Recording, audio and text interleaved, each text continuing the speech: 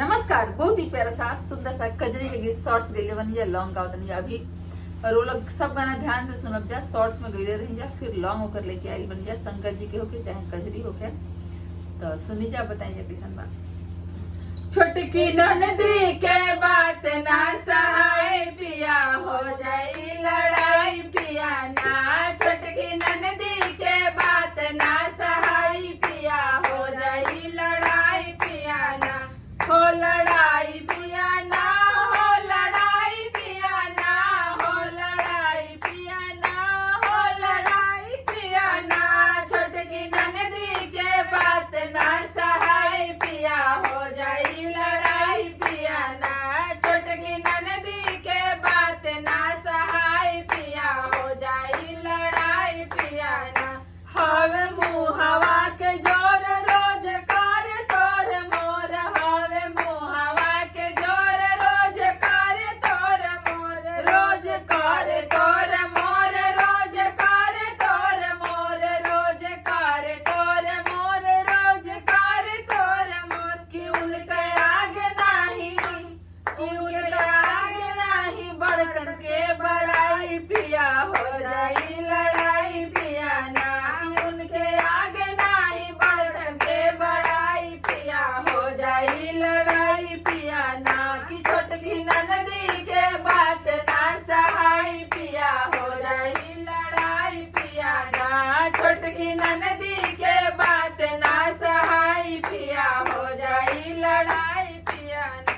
जब भी देखे हमके खात कहे कितना खालू भात, जब भी देखे हमके खात कहे कितना खालू भात, कहे कितना खालू भात, कहे कितना खालू भात, कहे कितना खालू भात, कहे कितना खालू भात। मालूम हो लखाई इन्हीं के कमाई पिया, हो जाई लड़ाई पिया ना। मालूम हो लखाई इन्हीं के कमाई पिया, हो जाई लड़ाई पिया ना। छोटकी ननदी के बात ना सहाय पिया, हो जाई लड़ाई पिया ना। छोटकी ननदी के बात ना सहाय पिया, हो जाई लड़ाई पिया ना।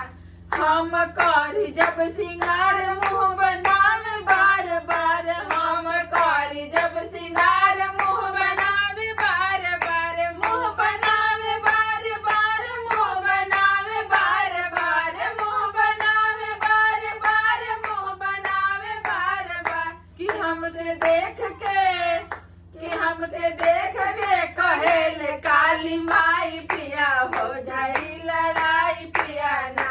कि हमके देख के कहेले काली माई पिया, हो जाई लड़ाई पिया ना। छोटकी ननदी के बात ना सहाय पिया, हो जाई लड़ाई पिया ना। छोटकी ननदी के बात ना सहाय पिया, हो जाई लड़ाई पिया ना। धन्यवाद। कैसे लागल गीत जरूर बताई जा, कमेंट करी जा ढेर सारा। और चैनल पर नया बनी जा और हमने के गीत सुनना चाहते नहीं जा तो हमने के चैनल के सब्सक्राइब कर लीजा, वीडियो को लाइक करी जा, साथ साथ शेयर जरूर करी जा। धन्यवाद।